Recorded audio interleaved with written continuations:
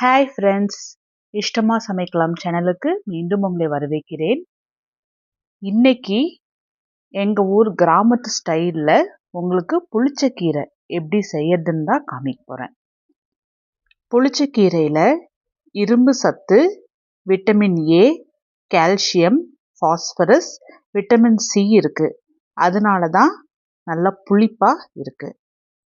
மாதம் ஒரு தடவையாவது செஞ்சு சாப்பிடுங்க. நான் இன்னைக்கு 3 கட்டு புளிச்சக்கீரை வாங்கிட்டு வந்திருக்கேன். இதை நாங்கள் செஞ்சு வச்சுக்கிட்டோம் அப்படின்னா 2 நாளைக்கு கூட வச்சு சாப்பிடுவோம். அவ்வளோ டேஸ்டாக இருக்கும். சட்டி கொஞ்சமாக சூடான உடனே 1/4 கப் அளவுக்கு நல்லெண்ணெய் ஊற்றிக்கலாம். நல்லெண்ணெய் சூடான உடனே 1/4 டீஸ்பூன் ஜீரகம், ஒரு 8 பல்லு பூண்டு, இது எண்ணெயிலேயே நல்லா பொரிச்சு எடுத்துடலாம். இந்த கீரை செய்யறதுக்கு நல்லெண்ணெய் யூஸ் பண்ணுங்க, உடம்புக்கு ரொம்ப நல்லது. காரம் தேவையான அளவுக்கு வரமிளகா போட்டுக்கலாம். நான் ஒரு 10 வரமிளகா போட்டிருக்கேன். இது கூடவே 2 பச்சை மிளகாவும் சேர்த்திருக்கேன். புளிச்சக்கீரை நல்லா காரமாக இருந்தால் தான் அந்த புளிப்பு தன்மை கொஞ்சமாக அடிப்படும். அதே சமயத்தில் நல்லா டேஸ்டாக இருக்கும். மிளகா நல்லா வறுபட்ட உடனே நான் 20 சின்ன வெங்காயம் உரிச்சு வச்சுருக்கேன். அதையும் எண்ணெயில் போட்டு நல்லா வதக்கி எடுத்துக்கலாம். சின்ன வெங்காயம் நல்லா எண்ணெயிலே வெந்து நல்லா ஒரு டிரான்ஸ்பரண்ட் கலரில் வரணும். அது வரைக்கும் நல்லா வதக்கி எடுத்துக்கணும். கலர் மாறணுங்கிற அவசியம் இல்லை. அப்பப்போ நல்லா கலந்துட்டு வெங்காயத்தை நல்லா வதக்கியாச்சு. வெங்காயம் ஒரு 75% வதங்கின உடனே 3 சின்ன சைஸ் தக்காளி நான் நல்லா கட் பண்ணி வச்சுருக்கேன். அதையும் எண்ணெயில் போட்டு நல்லா வதக்கி எடுத்துக்கலாம். நீங்கள் பெரிய தக்காளியாக எடுக்கிறதா இருந்தால் 1 இல்லை 2 அந்த மாதிரி சேர்த்திக்கலாம். தக்காளியும் அப்பப்போ கலந்துட்டு நல்லா மசிச்சது போல் நல்லா வேக வச்ச மாதிரி எடுத்துக்கணும். எண்ணெயிலே இது போல் வதக்கி வரணும். அப்போ தான் புளிச்சக்கீரை நல்லா டேஸ்ட்டாக இருக்கும். தக்காளியும் நல்லா வதங்கின உடனே கழுவி வச்சுருந்த கீரையை போட்டுடலாம். ஆரம்பத்தில் கீரையை பார்க்கும்போது நிறையா இருக்கிறது போல தான் இருக்கும். ஆனால் நல்லா சூடுபட நல்லா வதங்கி சுருங்கி வந்துடும். கலரும் பாருங்கள் எந்த அளவுக்கு நல்லா மாறி இருக்குன்னு. நல்லா மெதுவாக இது போல் கலந்து விட்டு எடுத்துடணும்.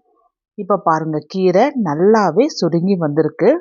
இதை ஒரு 3 நிமிஷம் மிதமான சூட்லையே மூடி வச்சு வேக வச்சு எடுத்துடலாம்.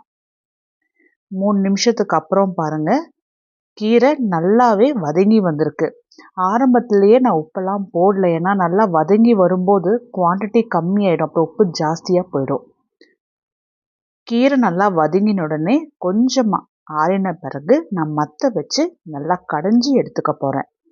உங்களுக்கு மத்து வச்சு கடைய முடியல அப்படின்னா நீங்கள் மிக்சியில் பல்ஸ் மோடில் வச்சு நல்லா அரைச்சி எடுத்துக்கோங்க. ஆனால் ஒரு சொட்டு தண்ணி கூட ஊற்றாமல் நல்லா அரைச்சி எடுத்துக்கணும். கீரையை நல்லா கடைஞ்சாச்சு. இதை வேற ஒரு பவுலில் மாற்றி வச்சுருவோம். அதே சட்டியில் 1/4 கப் அளவுக்கு நல்லெண்ணெய் ஊற்றிக்கலாம். எண்ணெய் சூடான உடனே 1/4 டீஸ்பூன் கடுகு, 1/4 டீஸ்பூன் உளுத்தம் பருப்பு, 1/4 டீஸ்பூன் கடலைப்பருப்பு,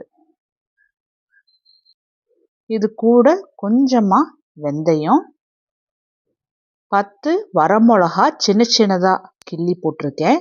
இது எண்ணெயிலேயே நல்லா வறுத்து எடுக்கணும். வரமிளகா நல்லா மொறுமொறுன்னு வறுபட்டால் அதோட தனி டேஸ்ட் இருக்கும். இதில் 10 பல்லு பூண்டு நல்லா தட்டி சேர்த்திக்கலாம். பூண்டுமே எண்ணெயிலேயே நல்லா வறுபட்டு வரணும். நல்லா வறுபட நல்ல ஒரு வாசனை வரும். அது வரைக்கும் நல்லா வறுபட்டு எடுத்துக்கணும். பூண்டு ஒரு 75% வறுபட்ட உடனே 10 சின்ன வெங்காயம் நான் நீட்டமாக அப்படி சின்னதாக பொடுசாக கட் பண்ணி வச்சுருக்கேன். இதையுமே எண்ணெயில் போட்டு நல்லா வதக்கி எடுக்கணும். இனி பூண்டு வெங்காயம் நல்லா எண்ணெயில் நல்லா வறுபட்டு எண்ணெய் நல்லா பிரிஞ்சு வரணும். அது வரைக்கும் நல்லா மொறுமொறுன்னு வறுத்து எடுத்துக்கணும். இதில் கீரைக்கு தேவையான அளவுக்கு உப்பும் 1/4 டீஸ்பூன் மஞ்சளும் போட்டு நல்லா கலந்துட்டரலாம். கலந்துட்டுக்கிட்டே இருக்கணுங்கிறது இல்லை, அப்பப்போ கலந்துட்டு ஆனால் நல்லா பொறுமையாக நல்லா முருகலாக ஆகிற வரைக்குமே நல்லா கலந்துட்டுக்கிட்டே இருக்கணும். அப்போ தான் இது கீரைக்கு நல்ல ஒரு ஃப்ளேவர் கொடுக்கும். அதே சமயத்தில் ஒரு 2-3 நாள் வச்சு சாப்பிட்டோம் அப்படின்னாலுமே கெட்டு போகாமல் இருக்கும். பூண்டும் வெங்காயமும் நல்லா மொறுமொறுன்னு வதங்கி வந்திருக்கு. இதில் கடைஞ்சி வச்சிருந்த கீரையை போட்டு மிதமான சூட்லையே நல்லா கலந்துட்டுக்கலாம். கீரையை ஒரு தடவை நல்லா முழுமையாக கலந்துட்டுட்டு டிஸ்டர்ப் பண்ணாமல் ஒரு 2 நிமிஷம் அப்படியே விட்டுடலாம். அப்போ தான் நல்லா எண்ணெயெல்லாம் பிரிஞ்சு வந்து இன்னும் நல்லாவே சூப்பராக இருக்கும். இந்த புளிச்சக்கீரையை மத்தியானம் லஞ்சுக்கு சர்வ் பண்ணிக்கலாம். இதை அடுத்த நாள் கூட நம்ம செய்யும்போது திரும்பியும் கடாயில் கொஞ்சமாக நல்லெண்ணெய் ஊற்றி ஒரு புரட்டல் மாதிரி செஞ்சு எடுத்துக்கலாம். நீங்களும் நான் இந்த வீடியோவில் சொன்னது போலவே புளிச்சக்கீரை செஞ்சு பார்த்துட்டு எப்படி வந்துச்சுன்னு எனக்கு கமெண்ட் பண்ணுங்கள். இந்த வீடியோ உங்களுக்கு பிடிச்சிருந்தா லைக் பண்ணுங்கள், உங்கள் ஃப்ரெண்ட்ஸ் எல்லாத்துக்கும் ஷேர் பண்ணுங்கள். இஷ்டமாக சமைக்கலாம் சேனலுக்கு சப்ஸ்கிரைப் பண்ணிக்கோங்க. டெய்லி நான் போடுற வீடியோஸ் உடனுக்குடனே நோட்டிஃபிகேஷன் வரத்துக்கு பெல் ஐக்கான் ப்ரெஸ் பண்ணிக்கோங்க. இன்றைக்கி நான் புளிச்சக்கீரையை லஞ்சுக்கு தான் சர்வ் பண்ணியிருக்கேன். நாளைக்கு வேற ஒரு வீடியோவில் பார்க்கலாம். பை.